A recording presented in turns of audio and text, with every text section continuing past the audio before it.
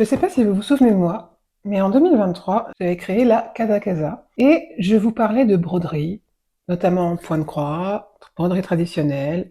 J'avais fait quelques tutos, j'avais partagé un petit peu mon matériel, je vous avais donné des petits conseils, etc.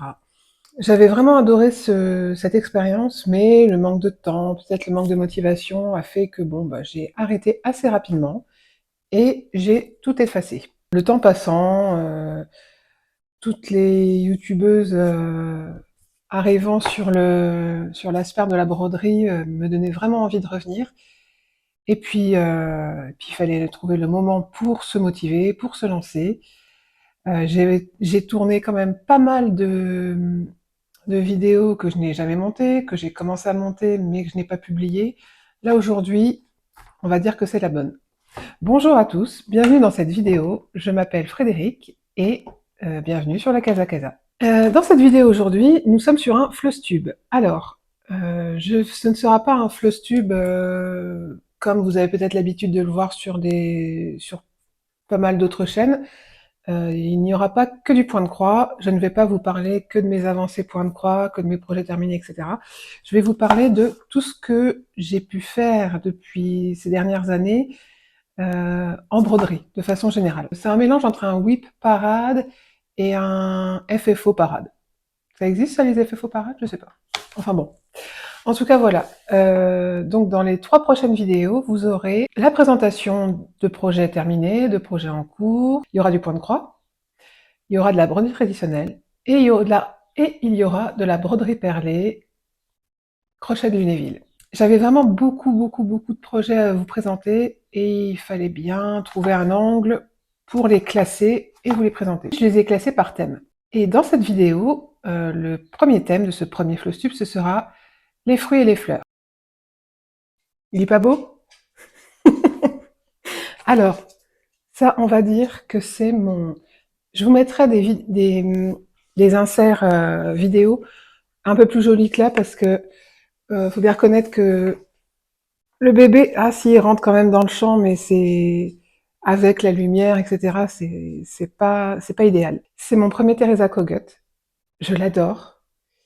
J'ai fait énormément d'erreurs dessus, mais c'est pas grave. C'est un peu mon bébé.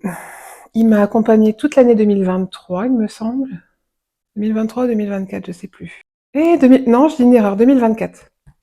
Alors, Teresa Kogut, il me semble que je l'ai découvert en parcourant un peu Etsy. Et aussi parce qu'elle a une chaîne YouTube où elle montre quand même beaucoup ses créations. Elle a un compte Patreon. Il me semble que c'est Julia une fois qui avait partagé l'accès à sa boutique secrète. Et c'est vrai que Teresa Kogut, j'aime beaucoup ce qu'elle fait. Il y a, elle a un style très marqué.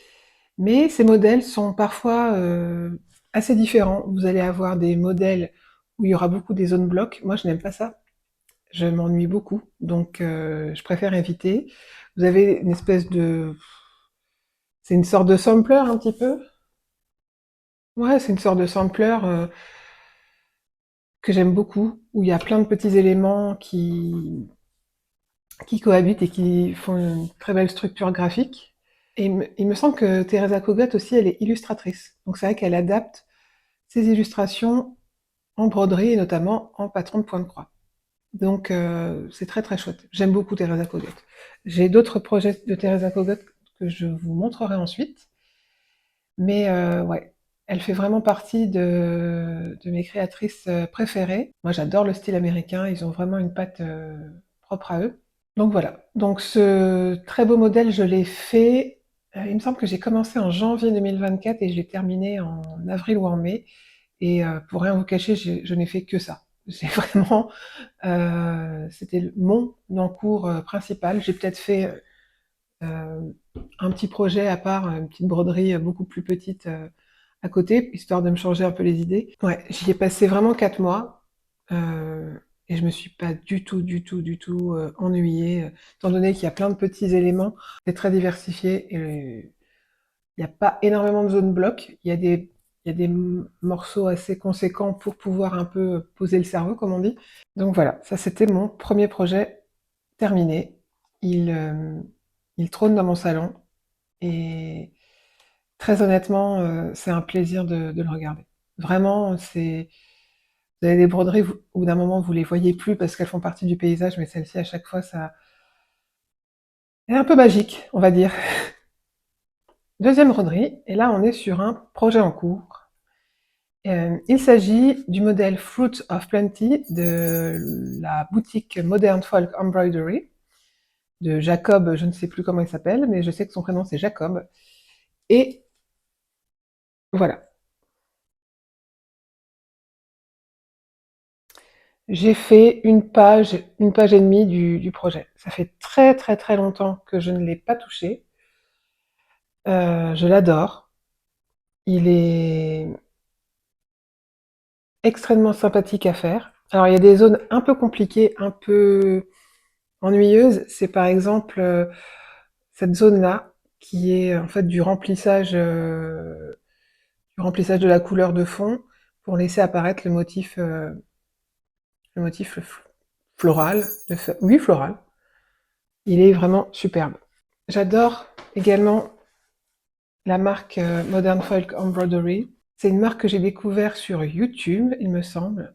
Donc voilà. Et pour ce modèle-là, j'ai au départ je voulais expérimenter d'autres couleurs parce que c'est vrai que c'est un projet, honnêtement, euh, beaucoup d'options sont possibles. Et, et au final, je suis restée sur la préconisation de base. Un camélique bleu. Il me semble que j'en ai vu un qui a été fait en rouge et rose. C'est sublime. C'est vraiment sublime. Ça, c'est une association de couleurs que j'adore. Et vraiment, alors je regrette pas parce que j'adore aussi ce que j'ai fait avec le bleu. Mais le rouge et rose, superbe. Dans mes projets de broderie traditionnelle, il y en a beaucoup que je n'ai plus physiquement. J'ai quelques photos, donc je vous les intégrerai ici. J'ai réalisé sur deux chemises en jean des customisations avec des fleurs. Donc la première, c'est une chemise en jean assez fluide, et sur l'épaule, j'ai fait venir des marguerites. On voit sur ce modèle qu'il y a pas mal d'erreurs, notamment, alors ça c'est vraiment l'erreur de débutant par excellence, c'est que je manquais de fil blanc, j'en ai pris un autre, et en fait, c'était pas exactement le même blanc. Naïvement, je me suis dit: «Ça ne se verra pas», et ça se voit beaucoup. Donc mais c'est pas grave, c'est comme ça qu'on apprend. Et le deuxième projet, c'est une commande, de ma belle-mère, qui voulait avoir une chemise en jean avec des petites fleurs qui sortent de la poche. C'est pas exactement le genre de broderie que j'apprécie particulièrement, mais voilà, ça lui a fait plaisir. C'était quelque chose d'assez simple, minutieux, discret. Ça fonctionne. Donc voilà, je vous mets également une. Je pense que il me semble qu'il me reste la seule photo que j'ai, c'est un gros plan sur la poche. Donc bon, une chemise de jean, vous voyez à quoi ça ressemble. Voilà le détail que j'ai pu faire. Ensuite, alors, ensuite, je vais vous parler de ce projet-là. Emma Langdon, que l'on connaît sur les réseaux sous le nom de Stitchrovia, a sorti vraiment pas mal de bouquins ces dernières années. Je les ai tous, sauf le bouquin sur les chats, parce que je suis pas particulièrement fan de chats. Je n'ai rien contre, hein, ne me faites pas de mal, mais je suis pas... voilà, je préfère les chiens. Elle a sorti, parmi ses livres, ces trois livres. Cross Stitch for the Soul, Cross Stitch for the Heart, et Cross Stitch for the Hearth. J'adore. Je pourrais vraiment tous les faire. Elle a un travail très axé sur la typographie. Il me semble que c'est une graphiste de formation.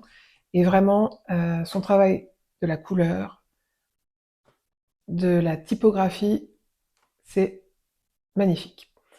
Et j'ai réalisé pas mal de ces modèles. Aujourd'hui, je dois vous en présenter 3, il me semble.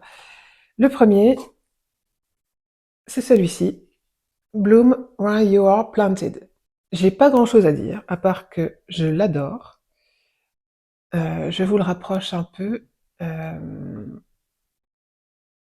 J'ai fait une petite erreur, attendez, il me semble, où est-ce que...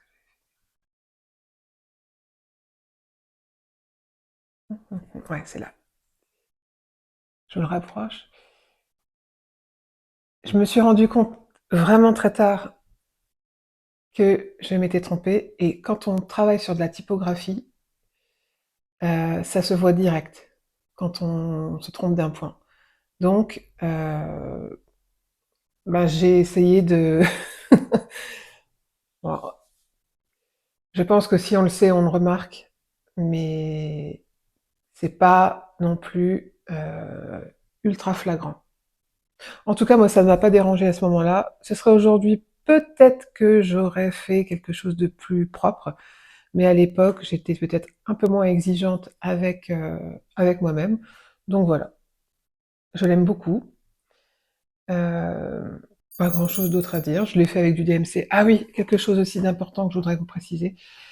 Sur cette chaîne, je vous parlerai très peu, notamment sur le point de croix, des matériaux que j'utilise. Honnêtement, je...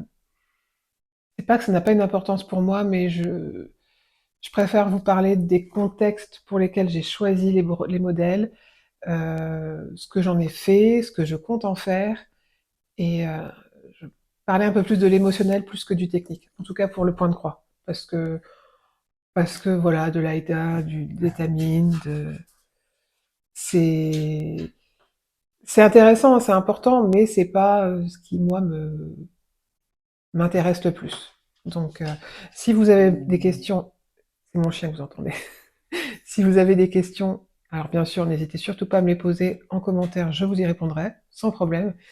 Mais dans l'immédiat, c'est pas, j'ai pas envie de d'ajouter de la longueur à la vidéo avec des informations qui, moi, personnellement, n'ont pas une énorme importance, en tout cas, ne me passionnent pas d'en parler. Voilà. Euh, Ce modèle-là, du coup, dans le bouquin, il était présenté sur un tambour ovale. Et au dos, j'ai fait une finition très très très très basique. J'ai pris un morceau de feutrine, j'ai fait un point, je crois que c'est un point de chausson. Je vous noterai là, je sais pas, chausson ou feston, je ne sais plus. Ou même peut-être bien un troisième terme, je ne sais plus. Je vous le repréciserai, mais voilà. Donc, euh, donc je le pose sur ma bibliothèque derrière. Voilà. Projet suivant, encore un... Alors, ça aurait mérité que je fasse la poussière. Bon, vous m'en voudrez pas, hein. Je suis pas une accro du ménage. Celui-ci. Alors, vous avez la ring light, je vais le mettre comme ça. Euh, Ça, c'est celui qui... Ah, j'ai oublié de vous préciser. Je reviens. Pour celui-ci, je l'ai eu sur... Je l'ai eu sur Cross Stitch for the Soul. Voilà, Cross Stitch for the Soul. Et celui-ci, le modèle est issu de Cross Stitch for the Heart. Alors,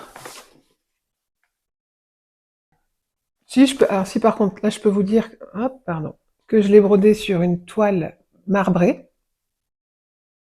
Donc c'est très très très léger, mais je trouve que ça fonctionne très bien. Ça donne un peu de richesse à la matière. Euh, Par rapport à ces modèles-là, je ne suis pas, quand j'ai les fils DMC spécifiques, je les utilise, mais je ne suis pas à la chasse aux numéros rigoureusement. Si j'ai une couleur qui se rapproche, je la prends. Voilà, moi je suis plutôt... je suis assez souple et flexible sur mes choix de matériaux. Si j'ai pas, j'ai pas. Si j'ai, c'est très bien. Parfois, je peux acheter spécifiquement pour un projet, mais je ne me mets pas une pression terrible pour avoir exactement la bonne référence. J'estime que voilà, j'ai aussi mon regard sur le choix des matériaux, et si ça me semble cohérent graphiquement ou au niveau de la colorimétrie, c'est très bien. Donc ici, petit modèle, très très très sympa. Alors moi aussi, par rapport à la finition, je n'aime pas théoriquement les points de croix ou broderies avec un miroir collé dessus. Sauf que ce cadre, vous allez le voir, il y a une petite profondeur, et du coup, je trouve que on a l'effet matière et bombé euh, que je trouve très chouette. Ce que j'ai fait, je vais pas le défaire parce que il est bien, il est bien empaqueté, hein, on va pas le sortir de sa boîte. J'ai utilisé 2 épaisseurs de watine. Oui, voilà, j'ai utilisé 2 épaisseurs de watine, j'ai emballé la watine avec la broderie, j'ai fixé avec du scotch double face sur une feuille, j'ai tout casé. Ici, vous avez un petit morceau de... Ouais, c'est du carton, je pense. Enfin, en tout cas, il y a un élément qui bloque la broderie, ce qui vous donne ce côté de profondeur et de bombé. Donc franchement, ça fonctionne bien. Alors oui, vous avez des reflets, mais je trouve que l'effet est quand même très... Ça fonctionne bien. Moi, j'aime beaucoup. Donc voilà. Et pareil, très honnêtement, facile à faire, hein.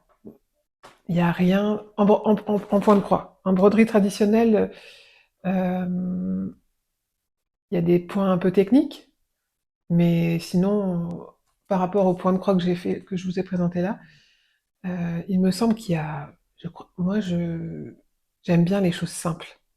On va parler d'un autre type de broderie, la broderie perlée avec des perles, des paillettes et différents types de matériaux.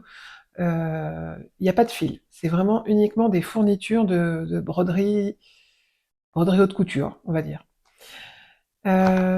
Pour ce projet-là, j'ai eu envie d'utiliser un vêtement que j'avais dans ma garde-robe et de lui donner un peu de, on va dire, un petit côté un peu plus travaillé, un peu plus luxueux, un peu plus... Oui, c'est ça, un peu plus travaillé. C'est un projet qui est toujours en cours, qui n'est pas terminé. Donc c'est un... je vous mettrai plusieurs vidéos pour vous montrer un petit peu comment le top était avant, peut-être des petites photos dans les différentes étapes du processus créatif. Aujourd'hui, j'en suis là. J'espère le terminer. J'aimerais bien le terminer cette semaine.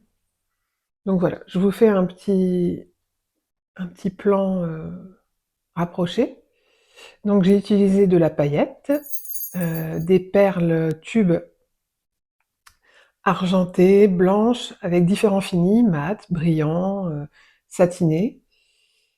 Et voilà. Donc c'est un travail fait exclusivement à l'aiguille.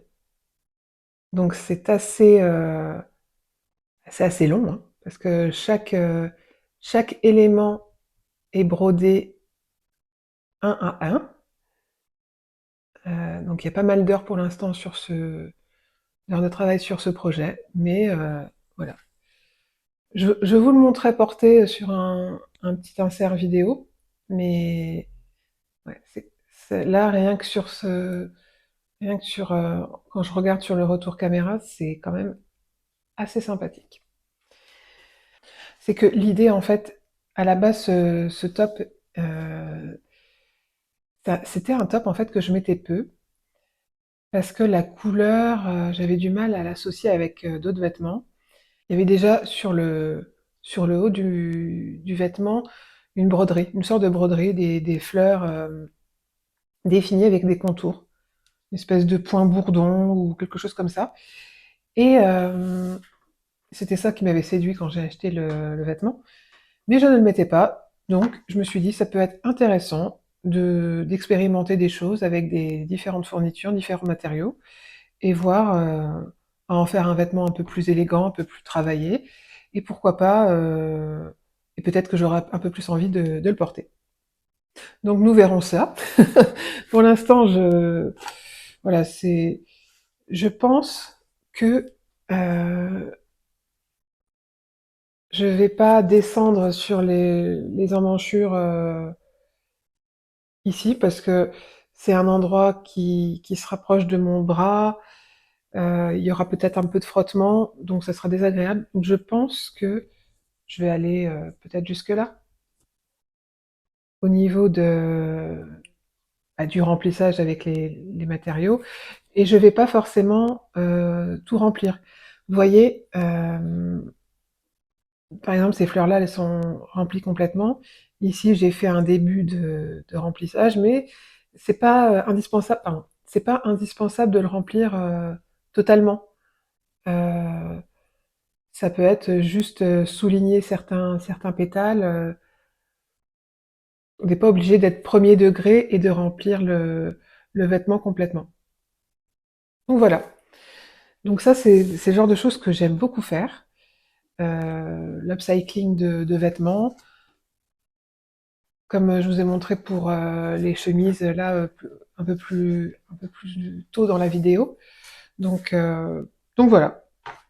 C'est un projet qui est en cours, qui je l'espère sera bientôt fini. Je l'espère cette semaine. C'est prévu que j'avance dessus. Donc voilà. Retour au point de croix. Et là, je vais vous parler d'un duo avec Julia de la chaîne Rose Coco. Julia me fait découvrir cette créatrice. Là, au moment où je tourne la vidéo, je ne me souviens plus de son nom, mais j'avais envie de broder un petit projet en duo. C'était il y a quelque temps, hein. Ça remonte à peut-être 1 an et demi ou 2, 1 an et demi, 1 an et demi. Et en fait, euh, je j'échangeais avec Julia et je lui demandais si elle avait des idées de créateurs qui proposent des petits modèles, parce que j'avais pas mal de gros projets en cours et j'avais envie de travailler sur des modèles un peu plus petits. Donc elle m'a parlé je crois qu'il y a le mot cherry dedans, mais je ne sais plus. J'ai bien préparé cette vidéo, on m'applaudit bien fort. Donc je lui parle de mon envie, elle me dit, bah, tiens, il y a telle créatrice. Je fais parcours un petit peu son catalogue de patrons et je tombe sur celui-ci. Et on se dit, tiens, non, c'est même pas on se dit, je lui propose, je sais que Julia a beaucoup de projets en cours et beaucoup de duos, donc à ce moment-là, je lui ai dit, est-ce que ça t'intéresse? Elle m'a dit, oh oui. Donc, nous sommes partis sur ce duo-là. Alors moi, à l'époque et encore aujourd'hui, j'ai pas du tout la même envergure de projet en cours que Julia, donc j'ai pu le terminer assez rapidement. Mais avant de l'amorcer, je connaissais les philatalies, mais je n'avais pas encore trop la vision de ce qui existait, des fils, etc., et des choix à faire. Et du coup, c'est Julia qui m'a gentiment aidée à choisir les fils. Et au final, je pense que j'ai dû le faire en une semaine ou deux, peut-être un peu plus, je sais plus. Enfin, c'était il y a quelque temps. Donc voilà. Il ira dans ma petite bibliothèque derrière pendant l'automne. Donc vous voyez, alors c'était la première fois que j'utilisais des fils Atali et il y a des... Bon, je vous mettrai un insert à côté, mais on voit à cette époque-là que je maîtrisais pas encore l'application des fils nuancés et il y a des petits endroits où il y a un effet un peu zébré. C'était très chouette de découvrir les fils Atali. Et bah, on tombe un peu dans la marmite hein, quand on teste les fils Atali, hein. On a envie de de cette subtilité et de cette finesse dans les projets. Et voilà. Un style très américain, hein, on le voit avec la typographie, les couleurs, l'agencement des choses, la composition, j'adore. Et pareil, euh, je vous donne peu de détails techniques, mais là aussi c'est sur une toile marbrée. Voilà, un peu de nuance, mais pas trop. Moi, je suis assez, au niveau des toiles, je suis assez basique, hein. Tout ce qui est ultra coloré avec des marbrures, des effets, ou même une toile imprimée, ça fait pas partie de mes préférences. Donc,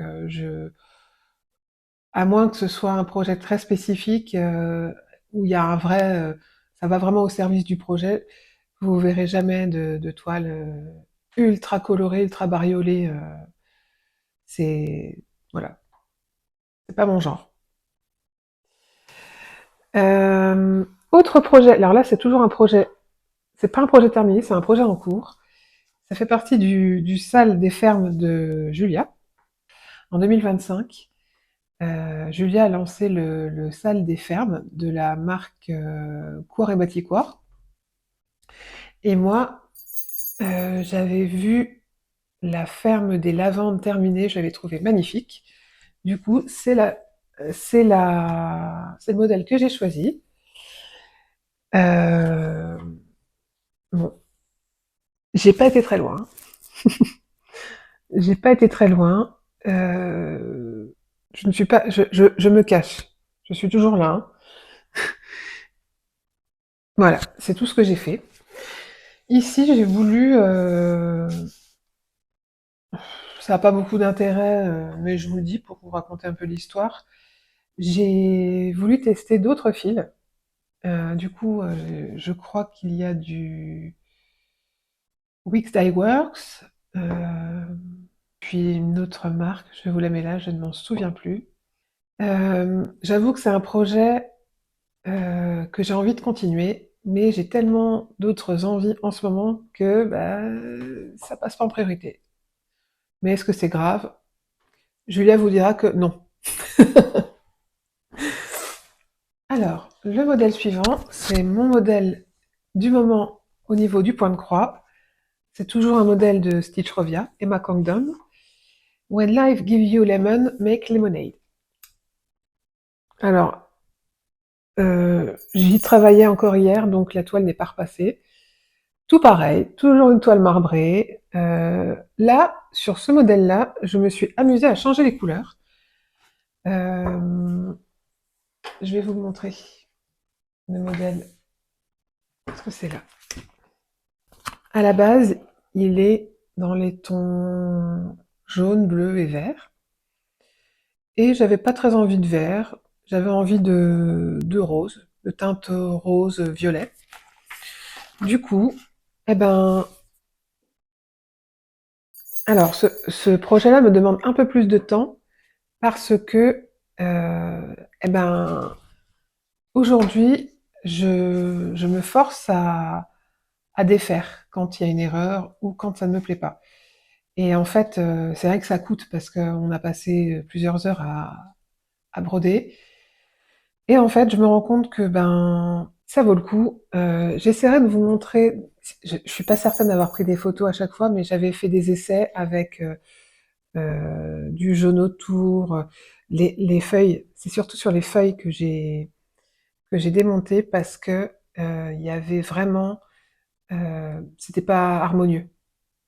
Donc j'ai testé, j'ai fait, j'ai défait, et au final, ben là, je suis satisfaite, donc je peux continuer.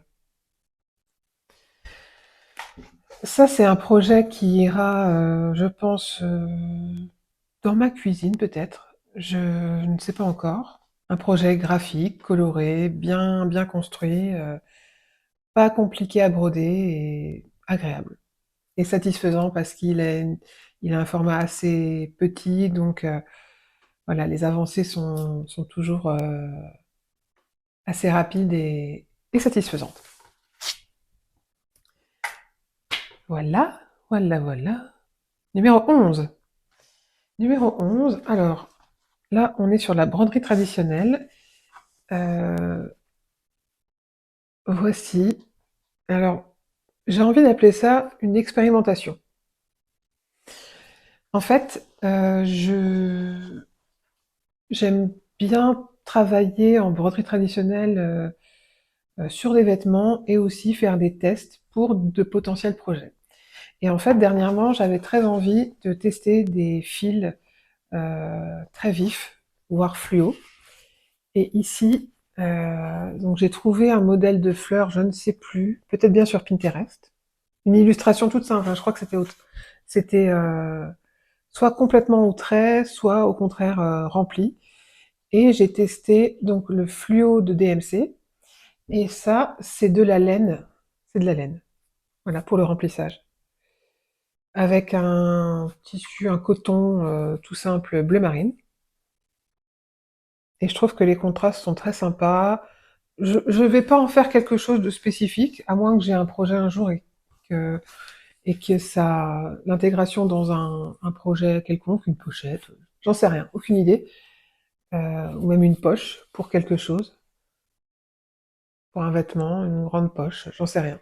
Enfin, en tout cas, voilà, c'est un petit test qui va assez vite hein, au final, hein. Vous savez, la broderie traditionnelle, parfois, en fonction du point utilisé, ça peut être très rapide. Donc là, c'est un point de remplissage, point de satin, et ici, c'est point de tige. Et le fil DMC fluo est très raide. C'est un fil qui est très beau, mais je pense à la chimie utilisée pour obtenir cette couleur, il est très très sec et il s'abîme facilement. Voilà, petite expérimentation, et puis on verra bien ce qu'on en fera plus tard. Je suis désolée, j'essaye au mieux de... Hop, hop, hop. J'essaye au mieux de regarder l'objectif, mais ça fait vraiment très longtemps que j'ai pas filmé, et pour avoir comment ça s'appelle? Une vision globale du champ, je, je mets le visuel en face de moi, et on est tenté de se regarder. Nouveau projet terminé. Il s'agit, je vous laisse deviner, je pense que beaucoup l'ont reconnu, c'est le sale de Fabi, de la de l'entreprise Un Petit Fil, de la boutique, hein. Pourquoi j'ai hésité? De la boutique Un Petit Fil. C'est un sale qui date peut-être bien de 2024. Il me semble que c'est de 2024. Et c'était en fait pour moi l'occasion de tester justement ces fils. Un peu comme avec Atali, j'avais très envie de découvrir ces fils et je trouvais que ces modèles de salles comme ça, les étiquettes botaniques étaient vraiment très chouettes, tout en subtilité, tout en raffinement. J'aime beaucoup. Alors, moi, à la différence de ce qui était préconisé, je me souviens que Fabi mettait sous ses étiquettes figue 1, 2, 3, etc. Et comme j'avais pas fait le 1 et que j'avais pas forcément envie de faire ça, j'ai brodé en latin les noms des spécimens présentés. Des spécimens, des espèces présentées. Euh, c'est pas ultra lisible, je trouve. J'aurais pu faire mieux. J'aurais pu peut-être utiliser. Il me semble que j'ai fait en deux brins. Peut-être que j'aurais pu faire ça en un brin. Bon, c'était chouette quand même ces modèles-là. On avait appris à faire des roses avec un point, peut-être bien le point d'araignée, je sais plus. Il faut que j'en fasse quelque chose. Euh, mais pareil, j'ai pas encore pris le temps de faire la finalisation. Un projet qui mérite d'être mis en valeur et terminé. Alors, toujours un peu dans le... Bon, on parle beaucoup de fleurs, hein, c'est le thème, hein, Fruits and Flowers. Il y a quelques années, je crois que c'était mes tout débuts en broderie, et pareil, alors là par contre, c'est pas que je ne l'ai plus, c'est il a tellement été utilisé qu'il est tombé en miettes. Je vous mettrai un insert vidéo de ce qu'il en reste aujourd'hui. En fait, j'avais pris un modèle de... Mon premier livre de broderie, c'était en broderie traditionnelle, et il y avait ce modèle-là. Voici le livre. Et j'ai réalisé du coup, vraiment conformément au patron, le coussin de ce modèle. Et je l'adore. Donc je vous mets une photo, vraiment un super modèle. Ça m'a pris beaucoup de temps, surtout les points de nœuds. Vous voyez, il y a plusieurs fleurs qui... C'est une fleur blanche et une fleur bleue, il me semble, qui a nécessité beaucoup, beaucoup, beaucoup de points de nœuds. Et pareil, à ce moment-là, tout comme pour ma chemise où il me manquait du blanc, j'ai utilisé un autre blanc et on voit bah, que c'est pas le même blanc. Attention, prenez toujours la même couleur, c'est important. Super projet, assez long, mais très très chouette. J'ai fait une formation avec la plateforme Artezane en broderie. Et notamment, j'ai découvert et appris la technique au crochet de Lunéville, broderie perlée, à paillettes, etc., etc. Et toujours sur notre thème fleurs, j'ai réalisé cet exercice.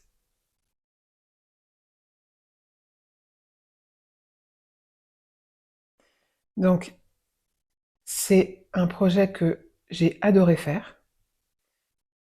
Euh, donc, je vais vous donner quelques détails techniques. Cette broderie a été faite sur de l'organza de soie,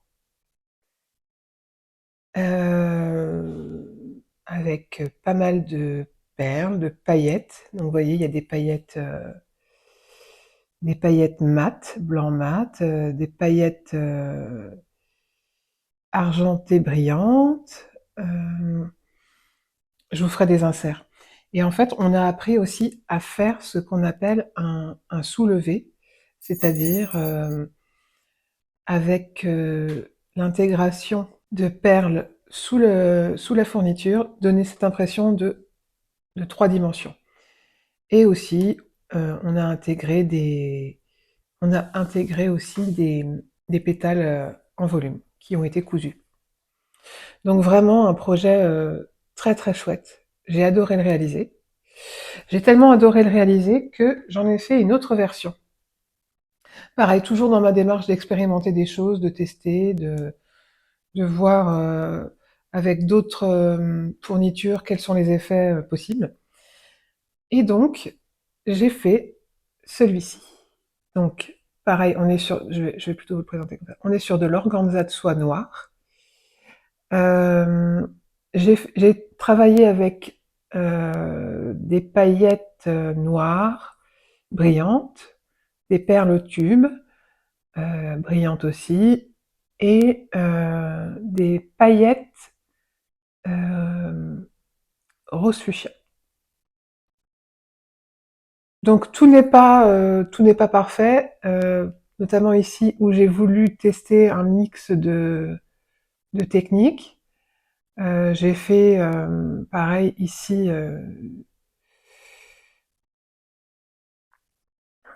voilà, créer une espèce de cœur avec des perles. C'est vraiment des projets passionnants qui invitent à vraiment expérimenter les associations de fournitures, quels effets on peut avoir en fonction du tissu de base. Là, on a vraiment un organza noir, et en fonction de comment de la matière qu'on pose dessus, ça vit différemment. C'est des éléments que je vais garder, je vais pas les utiliser, les intégrer sur quoi que ce soit. C'est vraiment voilà des exercices euh, pour apprendre à poser des fournitures, à les associer ensemble, à comprendre dans quel ordre les placer pour ensuite obtenir un résultat cohérent. Donc voilà. Mais ça, la broderie perlée, pailletée, etc., je vous en parlerai plus dans d'autres vidéos. Là pour le moment, je vous présente, là pour le moment, je vous présente un petit peu ce que j'ai commencé à explorer. On s'approche tout doucement de la fin. Bah ouais, c'est passé assez vite en fait. Euh, et oui, parce que j'ai 17 projets et on arrive au 15e. Alors, le prochain projet que j'ai fait, je ne l'ai plus avec moi, mais il s'agit d'une chemise brodée avec un modèle de la tatoueuse Johanna Major. Là, j'ai vraiment travaillé avec la technique que l'on appelle la peinture à l'aiguille, donc j'ai utilisé beaucoup de nuances de orange, de vert, pour donner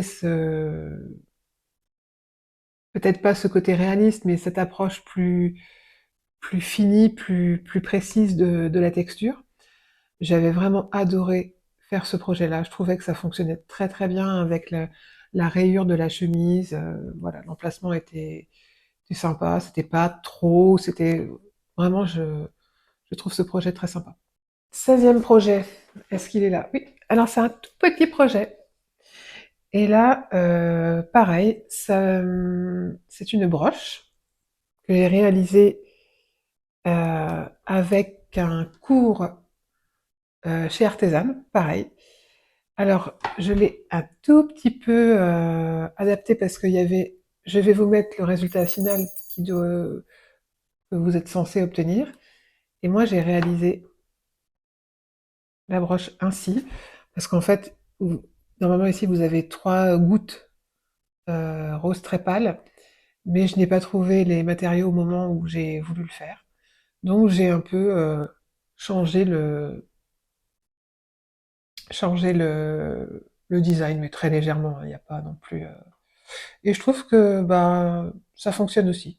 Sur ce projet-là, donc j'ai travaillé sur de l'organza de soie. J'ai utilisé beaucoup, beaucoup de fournitures différentes. Donc vous avez du jaseron. Le jaseron, c'est très propre à la broderie or. Et ça, pareil, je vous en parlerai aussi dans de futures vidéos. Vous avez des paillettes, vous avez des perles Miyuki, vous avez vraiment un cabochon.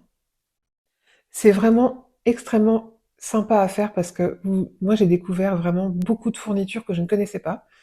Donc j'étais un peu à la chasse aux fournitures, hein. C'était et même vous avez bien vu, j'avais pas tout parce que j'ai changé un peu le design vers la fin.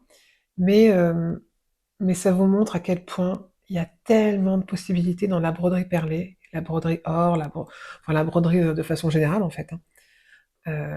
Vous avez vraiment une richesse infinie de fournitures. Euh, je l'ai fait assez rapidement. Alors j'avais déjà fini ma formation broderie avec Artisan, donc quand j'ai fait ce projet-là, j'avais déjà une certaine connaissance des techniques. Donc c'était vraiment très chouette, vraiment très très chouette à faire. Et puis le projet en lui-même, voilà, vous, vous, vous, vous terminez avec un petit objet que vous pouvez porter avec plein de choses, même mettre sur votre sac à main. Enfin, c'est très chouette. Donc je vous mettrai, si vous le souhaitez, en barre d'infos le lien vers ce cours, parce que vraiment, Artisan sont vraiment très très forts en pédagogie et on va au-delà enfin, on nous pousse vraiment vers des techniques très professionnalisées. Et dernier projet, alors je ne vous ferai pas l'affront de vous les présenter parce que euh, physiquement parce qu'elles sont plus en aussi bon état qu'au moment où je les ai brodées, mais il s'agit d'une paire de Converse que j'ai brodées pendant le confinement, donc ça remonte à quelques années maintenant. Elles ont beaucoup de succès, même encore aujourd'hui avec leur tête un petit peu, un petit peu abîmée. Je n'ai pas eu besoin de transpercer toute la matière. Je suis passée juste sur la première couche de tissu. Donc du coup, c'est assez. J'ai pas eu besoin d'utiliser une aiguille à cuire pour faire cette basket. Voilà. Eh bien écoutez, je crois que j'ai tourné pendant 1 heure. Ça m'était jamais arrivé avant. J'espère que voilà, vous aurez. Donc c'est une première partie. Il y aura 3 vidéos. de ce genre. J'espère que cette vidéo vous a intéressé, que vous êtes arrivé jusque-là. Si vous êtes arrivé jusque-là, bravo. Je vais être obligée de le faire parce que c'est comme ça qu'on développe un peu son travail sur YouTube. N'hésitez pas à vous abonner, à liker ma vidéo et à la commenter. Et voilà. Ah si, je veux bien que vous me disiez une chose dans les commentaires. Ça me ferait vraiment plaisir de savoir si vous me connaissiez déjà avant. Si vous me connaissiez déjà avant, faites-moi un petit coucou. Alors, pour celles qui me découvrent, une petite fleur. Et pour celles qui me connaissaient déjà avant, une petite main qui me fait coucou. Très bonne journée à vous et à bientôt.